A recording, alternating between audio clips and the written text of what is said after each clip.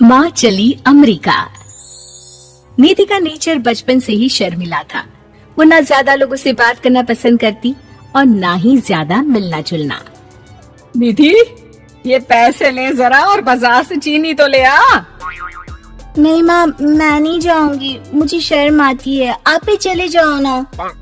अरे पता नहीं क्या करेगी ये लड़की, जीवन में कभी कुछ किया ही नहीं सिवाय पढ़ाई और घर के कामों के। इसकी शादी भी आसपास ही कहीं करवा दो, दूर जाकर इसका गुजारा कैसे होगा। निधि सुनती सबकी, समझती भी, लेकिन चुप करके रह जाती। एक दिन पिता के दोस्त अपने परिवार के साथ निधि के घर खाने पर आते हैं। उनकी बेटी बहुत ही स्मार्ट होती है। निधि बेटा, वीणा के साथ बात करो, देखो अंकल की बेटी भी आई है उनके साथ। निधि वीणा के साथ वहीं बैठ जाती है। चलो ना अंदर चलते हैं, यहाँ कहाँ बड़े लोगों के बीच बैठे। निधि माँ की तरफ देखती है और अंदर चली जाती है। वैसे मैंने ना अपना चैनल खोला है, तुम सब्सक्राइब करना उसमें। मैं ना ब्यूटी और फैशन की बात करती हूँ, ये देखो। ओह, इतने सारे लोगों के सामने तुम कैसे इतना बोल लेती हो? मुझे तो बहुत शर्म आती है। अरे शर्म कैसी। खैर, सीधी सादी सी निधि, उसकी शादी हो जाती है राकेश से। राकेश एक स्मार्ट लड़का था, उसे घूमना फिरना पसंद था, लेकिन निधि का शर्मिला व्यवहार वो समझ जाता है। अरे निधि, घर से बाहर क्यों नहीं निकलती? लोगों से मिला जुला करो, तभी तो पता चलेगा ना कि दुनिया कैसी है। क्या करना है पता करके, शादी से पहले पापा और अब आप। ठीक है ना, मुझे ज्यादा दुनियादारी में नहीं पड़ना। निधि की जिंदगी ठीक ठाक चल रही थी। उसके 2 लड़के होते हैं, दोनों को वो पढ़ाती लिखाती, उनका ख्याल रखती।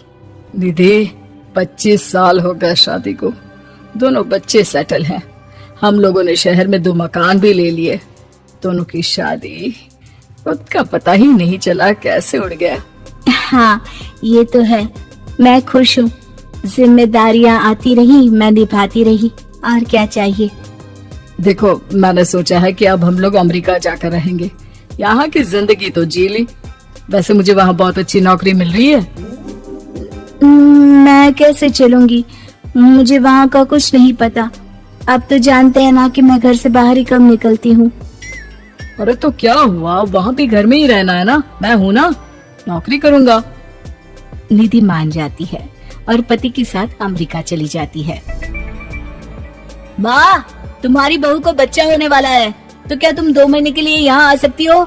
मुझे तुम्हारी बहुत जरूरत है, मैं टिकट भेज देता हूँ। हाँ हाँ, ये तो बहुत खुशी की बात है। मेरा भी मन सबसे मिलने का कर रहा था, पर क्या माँ पर? अब मैं आऊंगी कैसे? पापा से बात करती हूँ। देखो माँ, प्लीज बहाना मत बनाना, तुम जानती हो ना इस वक्त में मैं किसी पर भरोसा नहीं कर सकता हूँ। निधि पति को सारी बात बताती है। क्या आप भी चलेंगे? निधि, आने जाने में बड़ा खर्च हो जाएगा, ऊपर से मुझे यहाँ छुट्टी नहीं मिलेगी। बहू पर वक्त ऐसा है कि तुमको तो जाना ही पड़ेगा। मैं अकेले दुकान तक तो नहीं जा पाती, इतनी दूर भारत कैसे जाऊंगी, मुझसे नहीं होगा। लेकिन सबके कहने पर निधि को जाना ही पड़ता है।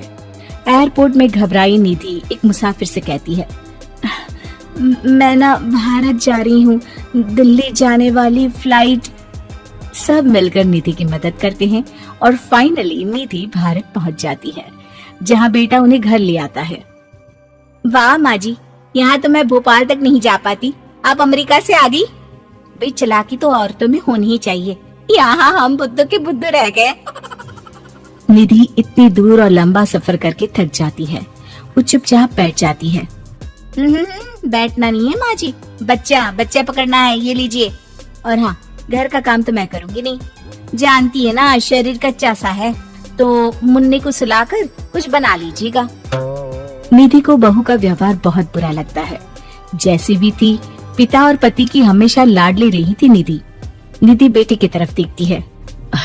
माँ, वो काम वाली कोई मिल नहीं रही है ना, मैं देखने की कोशिश तो कर रहा हूँ, जैसे ही मिल जाएगी वो संभालेगी सारा काम। अरे कैसी बात कर रहे हो, जब पहले मैंने कहा था कि अमेरिका से इनके टिकट में जो पैसा खर्च कर रहे हो उतने में नौकरानी रख लो, तो नहीं, मेरी बात पर विश्वास नहीं था। कि ना कोई मेरे बच्चे को अच्छे से नहीं संभालेगा। अब इनका भी खर्चा और नौकरानी का भी खर्चा। अरे ना जी ना, मैं नहीं संभाल सकती। निधि जैसे तैसे 2 महीने रहकर वापस अमेरिका चली जाती है, लेकिन वहां जाते ही जैसे राकेश उसे देखता है उसके गले लग जाता है। ये क्या हालत बना रखी है निधि, कैसी लग रही हो? खाना नहीं खाती थी क्या? क्या हो गया? निधि पति से कुछ नहीं कहती, बस रोती ही चली जाती है। मैं नहीं चाहूंगी कभी भी भारत, आप मुझे हमेशा यहीं रखना अपने पास। राकेश बेटे को फोन करता है। तुम्हारी माँ की जो दुर्दशा करके तुमने भेजा है ना, मुझे पता होता तो मैं अपनी बीवी को कभी तुम्हारे पास नहीं भेजता। पापा, आप तो रीना का नेचर जानते हैं ना, माँ पर हावी रहती थी। अब मैं तो ऑफिस चला जाता था, वो माँ पर जुल्म करती है और माँ भी इतनी सीधी है कि चुपचाप सहती रही। मुझे माफ कर दीजिए पिताजी। खैर, राकेश कहता भी क्या, प्यार दुलार के साथ अपनी निधि को संभालने में लग जाता है। लेकिन कहते ना, वक्त हमेशा एक सा नहीं रहता। अमेरिका में ही राकेश की मृत्यु हो जाती है और निधि अकेली रह जाती है। बड़ा बेटा कहता है, माँ भारत चलो ना, हम लोग साथ रहेंगे। निधि को जैसे ही वो सब सीन्स याद आते हैं वो परेशान हो जाती है। समझ में नहीं आता कि पति के बिना अब जीवन कैसे चलाएगी। मैंने सारा जीवन घर का काम किया, घर देखा और जिंदगी चलाई, लेकिन जिस घर में रही सबने प्यार दिया, मैं वहां नहीं जाना चाहती। तभी राकेश जिस कंपनी में काम करता था उसका मालिक निधि के घर आता है। वो भी भारतीय ही होता है। दीदी, राकेश ने आपके बारे में बताया था। जब से आप भारत से लौटी थी उसे आपकी बहुत चिंता रहती थी, इसलिए उसने मुझसे कहा था कि कभी अगर वो ना रहे तो मैं आपको ये पैसे दे दूं। और हाँ, हम लोगों की कंपनी में आपके लिए नौकरी भी है। निधि पति के पैसे देखकर मन में तसल्ली करती है और नौकरी के लिए हाँ कर देती है। अरे पागल है क्या माँ, कैसे नौकरी करोगी? ये अमेरिका है, दिल्ली नहीं। वहाँ तो तुम घर से निकल भी नहीं पाती थी, यहाँ कैसे? मेरे पति, मेरे पिता मुझे खुश देखना चाहते थे। वो लोग जब तक थे मुझे किसी चीज के लिए ना फोर्स किया, ना कभी कमी होने दी। पर अब मुझे जीवन जीने के लिए घर से निकलना ही होगा। बेटा, तुम तो अगली फ्लाइट से भारत लौट जाओ, मैं यहीं खुश हूँ।